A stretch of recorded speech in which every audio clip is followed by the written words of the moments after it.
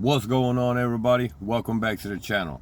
I'm your boy Auto Guy DIY, coming at you with an update on the cooling system, how the Marble Mystery Oil is doing in the truck, and also there's a couple other topics I want to touch on as things that I learned this weekend after I did the water pump.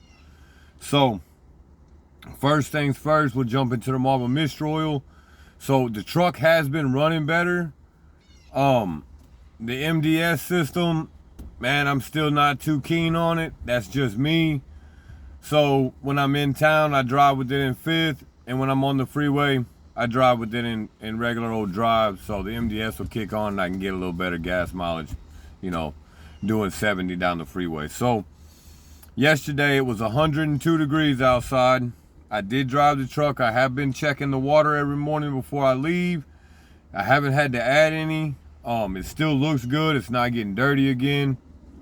So that's a bonus. But you know, I kind of didn't really end that Marble Mystery Oil deal, but the truck does seem to run smoother. I checked the oil. So far we're good. Not a lot of it's evaporated. And the other, like the startup, the way it sounds when it starts up, it's a little better, but not 100%. So I'm not really tripping. I think it's good product, so I'm going to continue to use it. But once I get done, I change the oil with the Marble Mystery Oil. I'm going to start using the Restore in the silver can in this truck, just like I do my 03.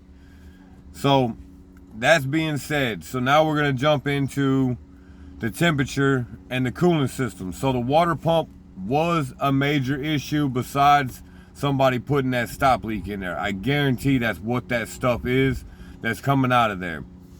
I don't think I got it out 100%, but I do believe that I got at least 90% of it out. Maybe later down the road, once I get 10,000 miles or so on it, we'll go through another flush to see if we can't get the rest out if there's no issues. Now, running temperature. So on a 95 degree day, kind of like I showed y'all in the 03, it runs anywhere from 199 to 204. So that's normal to me. So yesterday, coming home from work, it was 102 degrees. The truck ran from 203 to 206, and it hit 210, but I got caught at back-to-back red lights. It never got any hotter than 210, so I didn't really worry about it. Like I've stated several times, dead halfway is 215 degrees. So I think I got that licked.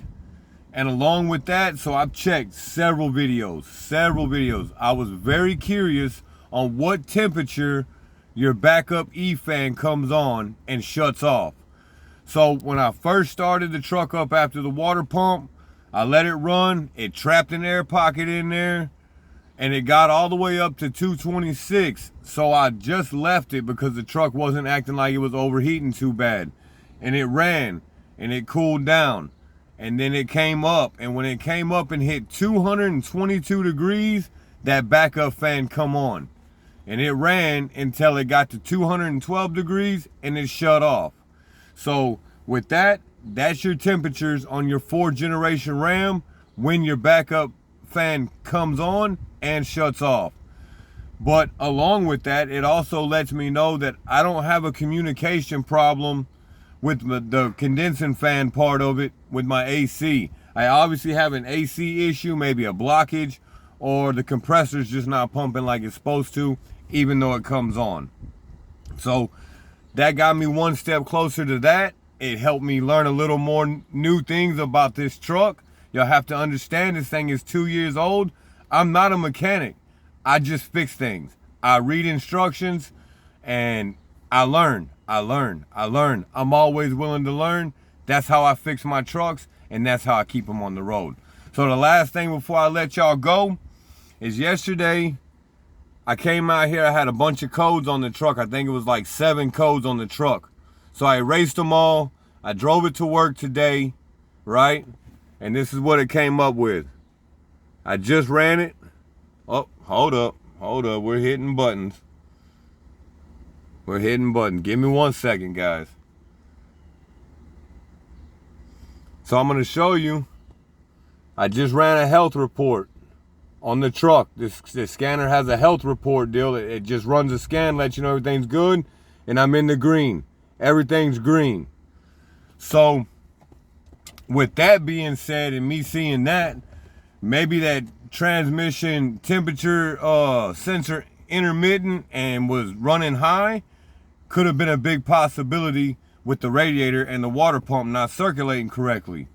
So I forget the name. Somebody said something to me about that in my comments.